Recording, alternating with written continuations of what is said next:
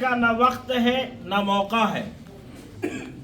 اگر تقریر کرنے پہ آؤں تو کئی گھنٹے لگ سکتے ہیں، لیکن جو کام ہے، جن لوگوں نے اپنا درد، اپنے دل کا درد، اپنے جذبات کو آپ کے سامنے میں رکھا ہے، تو ایسا محسوس ہوتا ہے ایک نہیں سارا جسم ہے زخمی.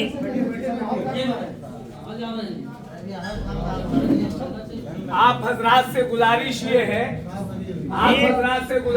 کہ تشریف لائے اور مولانا کا خطاب یا بیان نہیں بلکہ پروگرام کا مین حاصل جو انتخاب ہے، چناؤ ہے، ذمہ داروں کا چناؤ ہے، یہ عمل باقی ہے.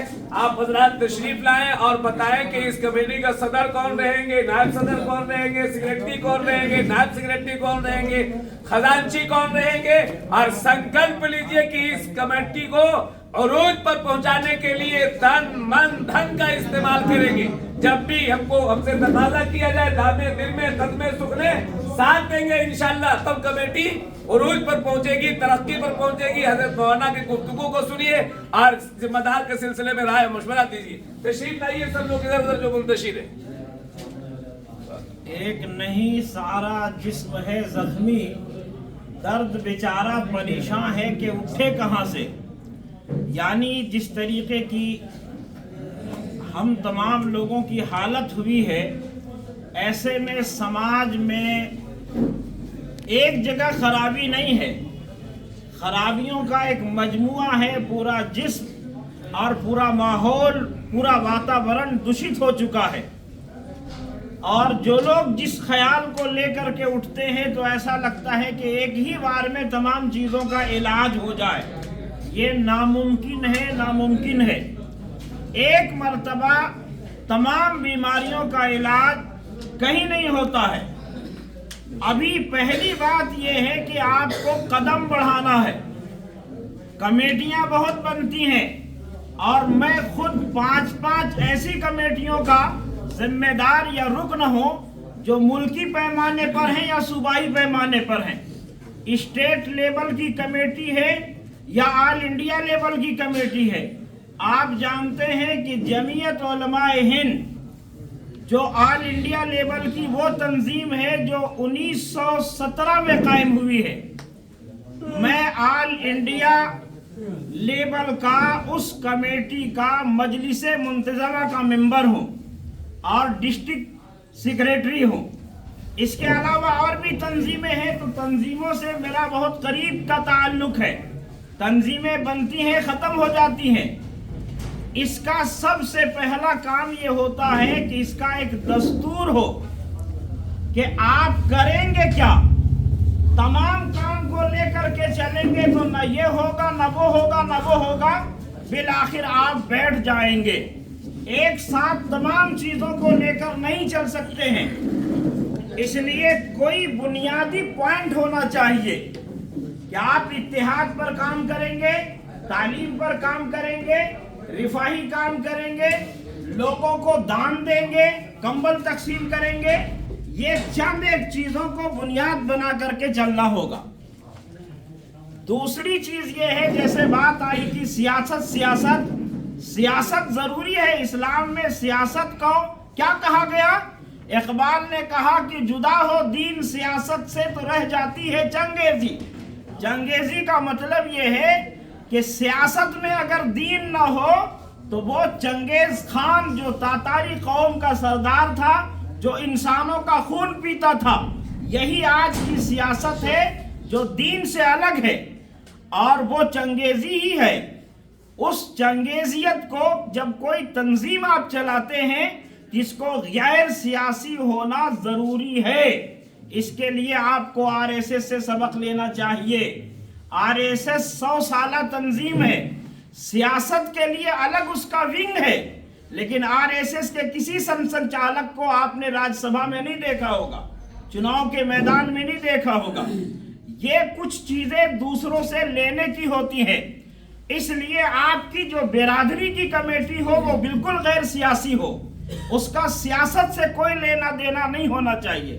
آپ چاہیں اس کے لیے الگ ایک ونگ بنا کر کے کمیٹی بنا لیں. دوسری چیز جہاں تک برادری کی بات ہے تو برادری کا معاملہ صرف تعارف کے لیے، انٹروڈکشن کے لیے، ایک ہونے کے لیے ہے۔ اللہ تعالیٰ نے فرمایا اِنَّا خَلَقْنَاكُم مِّن ذَكَرٍ وَأُنثَىٰ، اللہ تعالیٰ نے تم کو ایک مرد اور ایک عورت سے پیدا کیا ہے۔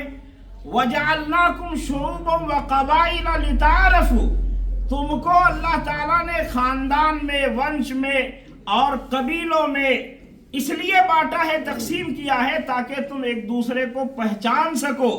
تمہارے نزدیک سب سے بہترین آدمی وہ ہے اللہ رب العزت، جس کو عزت کی نگاہ سے دیکھتا ہے۔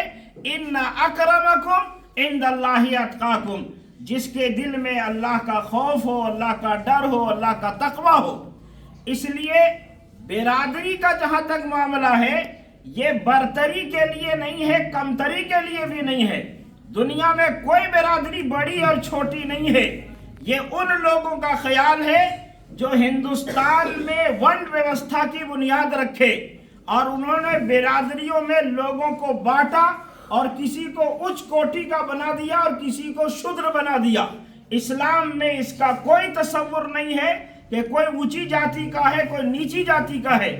یاد رکھیے، سید اسلام میں اس لیے قابل احترام ہے کہ وہ محمد الرسول اللہ کے خاندان کا ہے، اور مسلمان اپنے نبی سے ایسی محبت کرتا ہے کہ نبی کی ذات کی بات نہیں ہے، نبی کے شہر کی مٹی سے، آپ صلی اللہ علیہ وسلم سے جن چیزوں کی نسبت ہو جاتی ہے، جو آدمی سنت کا پابند ہوتا ہے، جو آدمی حضور علیہ الصلوۃ والسلام کی نعتیں پڑھتا ہے، اس سے مسلمان محبت کرنے لگتا ہے۔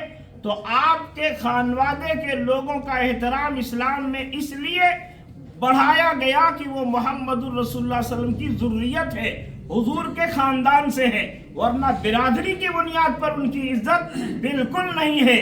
اور یاد رکھیے، کوئی سید ہمارے پاس آ جائے جو بے عمل ہو، داڑھی منڈا ہو، فاسق ہو، فاجر ہو، اس کا احترام ہم نہیں کرتے، اس کو ہم امام نہیں بنائیں گے مسجد میں، اس کے پیچھے نمازیں نہیں پڑھیں گے، اس کو اپنا قائد نہیں بنائیں گے۔ یہ بات ہے کہ برادری واد اسلام میں بالکل نہیں ہے۔ برادری کا تعلق صرف انٹروڈکشن کے لیے ہے۔ دوسری چیز کہ ہماری قوم چونکہ بڑی تعداد میں ہندوستان میں آباد ہے، تو جو قوم بڑی تعداد میں ہوتی ہے اس کے اندر پچھڑا پن بھی اتنا زیادہ ہو جاتا ہے جو چھوٹی قومیں ہیں۔ ہندوستان میں شیعوں کی آبادی کتنی ہے؟ شیعوں میں فرقے کتنے ہیں؟ خوجہ ہیں، آغا خانی ہیں، بوہرے ہیں، اثنا عشری ہیں، ان کی آبادی چھوٹی چھوٹی ہے، تو ان کے پاس یونٹی بھی ہے، طاقت بھی ہے، وہ اپنی آمدنی کا کچھ حصہ اپنی کمیٹی کو دیتے ہیں تاکہ ہمارے بچے تعلیم حاصل کر سکے، ایجوکیشن میں آگے بڑھ سکے، پڑھ سکے، ہم یونیورسٹی کالج قائم کر سکے۔ یہ ان کے لیے ہے۔ بہت اچھی پہل یہ ہے کہ آپ نے انصار کے نام پر، جمعیت الانصار کے نام پر کمیٹی کی تشکیل دی ہے۔ قابل مبارکباد آپ حضرات ہیں۔ آپ کو یاد دلا دوں، جمعیت الانصار کمیٹی آپ نہیں بنا رہے ہیں، لیکن ہندوستان میں آج سے 150 سال پہلے جمعیت الانصار قائم ہوئی تھی۔ 3 جماعتیں اس وقت تھی، جمعیت الانصار، مومن پنچایت اور مومن